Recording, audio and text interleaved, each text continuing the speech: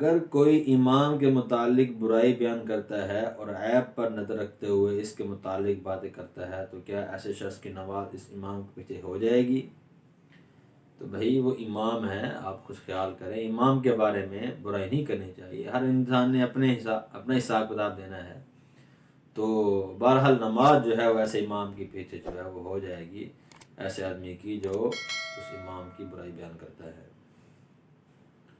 وضو کے بعد کلمہ شہادت پڑھتے ہوئے انگلی آسمان کی طرف اٹھانا کیسا ہے؟ یعنی شہادت کی انگلی، تو بھائی انگلی کا تو حکم نہیں ہے، ہاں آسمان کی طرف دیکھنا ہے، اشہد ان لا الہ الا اللہ وحدہ لا شریک لہ واشہد ان محمدا عبدہ ورسولہ، آسمان کی طرف دیکھ کر جو ہے وہ پڑھنا چاہیے، انگلی نہ اٹھائیں بہتر ہے۔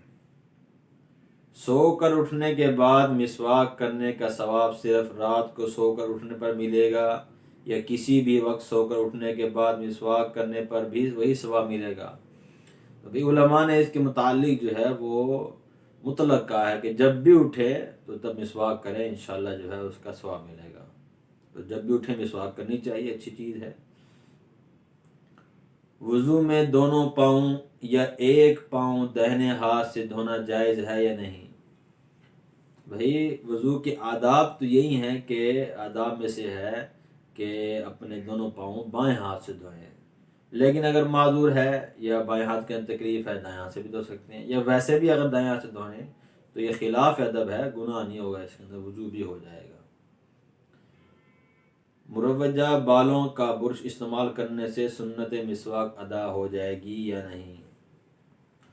تو پہلے تو یہ بات سمجھیں کہ یہاں پر دو سنتیں ہیں، ایک ہے مسواک کی سنت اور ایک ہے منہ کو صاف کرنے کی سنت، تو نظافت کی سنت، تو نظافت کی سنت ادا ہو جائے گی برش کرنے سے، لیکن جو مسواک کی سنت ہے وہ یہاں پر اس کا ثواب نہیں ملے گا۔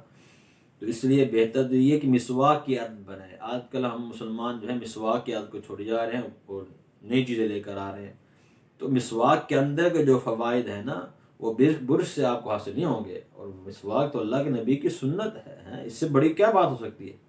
اس لیے ہم عادت بنائیں مسواک کرنے کی، دن میں ایک آدھی مرتبہ برش بھی کر لیں تو اس میں کوئی حرج نہیں ہے۔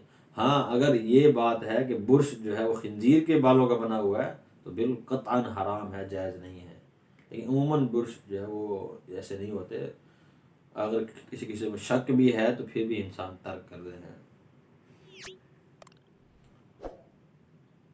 زید نے بکر سے کہا کہ وضو کرنے کے بعد شرمگاہ کو ہاتھ لگانے سے وضو ٹوٹ جاتا ہے، زید نے حدیث کا حوالہ بھی دیا، لہذا شریعت اس بارے میں کیا فرماتی ہے؟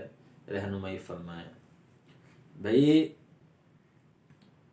شرمگاہ کو ہاتھ لگانے سے وضو نہیں ٹوٹتا، یہ بات آپ ذہن کے اندر رکھیں، یہ عوام کے اندر ایسے مشہور ہو گیا ہے۔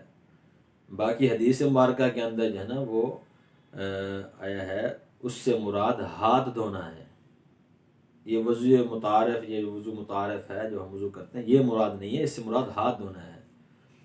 تو جیسے کہ ایک حدیث پاک کے اندر آتا ہے کہ کسی نے پوچھا یا رسول اللہ صلی اللہ علیہ وسلم وضو کرنے کے بعد اگر شرمگاہ کو ہاتھ لگ جائے تو آپ صلی اللہ علیہ وسلم نے اس کے جواب فرمایا کہ شرمگاہ بھی انسان کے اعضاء میں سے ایک عضو ہے، یعنی جس طرح باقی اعضاء کو ہاتھ لگنے سے وضو نہیں ٹوٹتا تو شرمگاہ کو ہاتھ لگنے سے بھی وضو جو ہے وہ نہیں ٹوٹے گا۔ تو آپ فکر نہ کریں، ویسے نامناسب چیز ہے۔